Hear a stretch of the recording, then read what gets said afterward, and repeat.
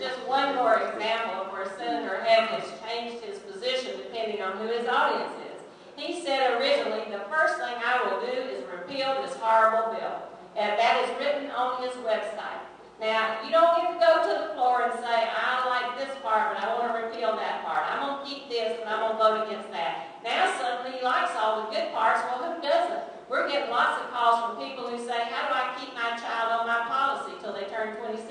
How do I get my $250 to close that donut hole? Now I know my child with diabetes will be covered and not cut off from their insurance. What's not to like about that? So now suddenly he's a big proponent and would only repeal certain parts. And let me remind you that in the legislature, the kind of bills that Senator Heck worked on with the insurance companies were to deny you coverage by saying we would not support mandates to cover prostate exams or vaccines to prevent cervical cancer. That's also another bold-faced misstatement on the part of the Congressman. The fact is, the bill about prostate cancer wanted to implement a mandate that was not in accordance with the recommendations of the American College of Surgeons. They wanted to put in a standard that was not in accordance with the American College of Surgeons. And their routine recommendation, the vaccine does not prevent cervical cancer. The vaccine prevents infection with the human papillomavirus, which may cause cervical cancer, and covered only 2 strains of the multiple strains. I know what it is. Wait, both of you. I'm just going to want to clear this up. You're saying that you voted against a mandate for prostate cancer because it didn't meet the standards that you thought it should meet. Is that correct? It didn't meet the acceptable standard. It didn't meet the accepted standard of the medical community. Okay, so what's wrong with that? Well, there's nothing wrong with that now, but I happen to have the minutes of the hearing. I want to read to you what was said. Not one word was said about the standards of the American Medical Association. And as far as the virus for cancer, Senator Heck says, in staying consistent with the previous mandate explanation, I have to put the same on the record for this bill. I think it's a great thing that researchers have been able to develop a vaccine for a type of cancer, but mandating it to insurance companies poses me concern. I know the vaccine covers 4 of the 6 antigenic types, 2 of which are responsible for 70% of the cancer. This bill was supported by the Association of Osteopaths, of which he is. Or let him respond. The Osteopath Association. They didn't weigh in on. Why would osteopaths weigh in on? But the fact is, there were 2 other physicians in the legislature, one of which was an OBGYN, who also both voted against that bill. The fact is, the issue associated with mandates is that the vaccine had only been approved for 9 months by the FDA. There was a rush by the manufacturer to get it mandated.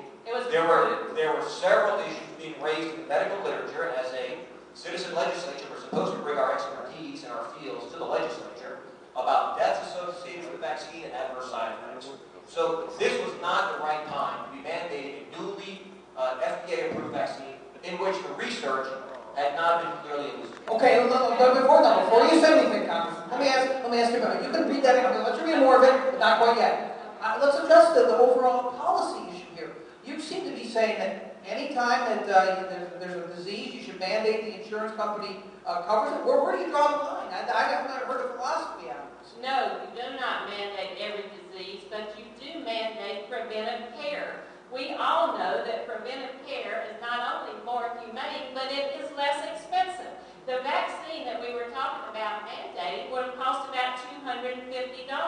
If a young woman gets cervical cancer, how much do you think that costs to cure? It was not only a way to get out front, but it was a way to save money. The same thing is true for the prostate exam. How much does that cost when you go to the doctor to get a prostate exam? PSA, very little. But what does it cost to cure prostate cancer? And I appreciate all those arguments about how safe the vaccine was. Nobody was required to get the vaccine, but if you thought it was a good thing, you could get insurance coverage for it. But we also heard testimony that 95% of the insurance plans in Nevada already covered the vaccine, not a mandate. What about that testimony? He's right about that. He's right about that 95% coverage. Well, if you can get 100%,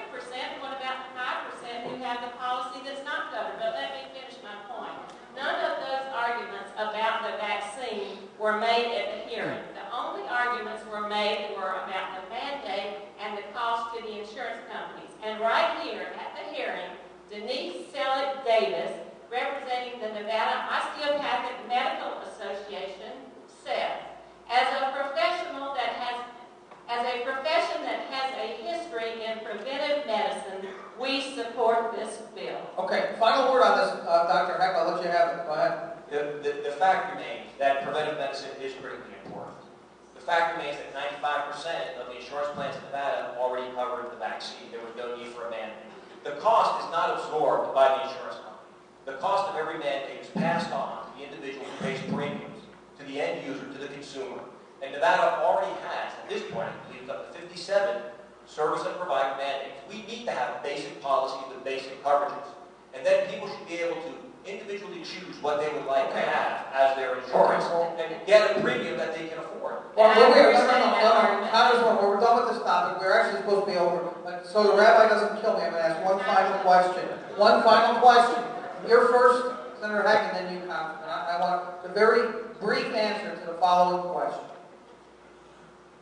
What grade would you give the Obama administration on how it has dealt with Israel and why? I would give the Obama administration a B+.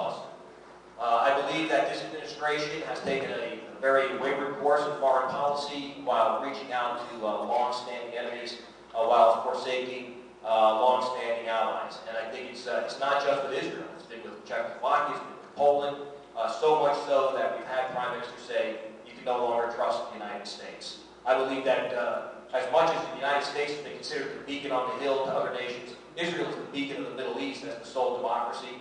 And one of the greatest threats to Israel's survival is a withering Israeli-American alliance. Same question, go ahead. Well, I give the president an incomplete. I have been very critical of this president on Israel. I have signed on to a number of letters written to the administration stating the position of the Congress. Those are bipartisan letters. Israel knows that its best friend in Washington is in the Congress and not in the White House. I will point out, though, that this administration has supported tougher sanctions on Iran. And I was pleased to vote for those, both in terms of the oil processing and in terms of the financial markets, that if you do business with Iran, you are not going to do business with the United States. Those were hollow promises under the last administration. They are moving forward under this administration. I am pleased that there is some progress on the peace talks and that our special envoy and Secretary of State has promoted those talks. I worry, though, that with the talks moving forward, they cannot be imposed by the United States, but the United States has to support the talks and encourage other countries in the Middle East to do the same thing. It's very difficult for Israel in those talks for a number of reasons. One, it has to deal with the existential argument. It's hard to negotiate any kind of peace with someone who won't even recognize your right to exist. We saw that today when Netanyahu put that on the table and said, I might go back to my government and ask them to put to extend a moratorium if you will just recognize that Israel is a Jewish state. They said no. A second problem is that negotiating for Israel with the head of the Palestinians is very difficult because you've got Gaza and the West Bank, and they are not in line. So you're really negotiating with two different factions. And third, and I blame this on the president, he doesn't have a sense, I don't think, of what a settlement is. When I was in Jerusalem, I learned that a settlement is not something that its name implies, something that is remote and out on the frontier. It's like a suburb. It would be like calling Green Valley a settlement of Henderson. And so to say you have to stop those settlements when you're talking about your own neighborhood and make that kind of the red herring or the only issue in these negotiations, I think is a mistake. Okay, let's give them both a round of applause.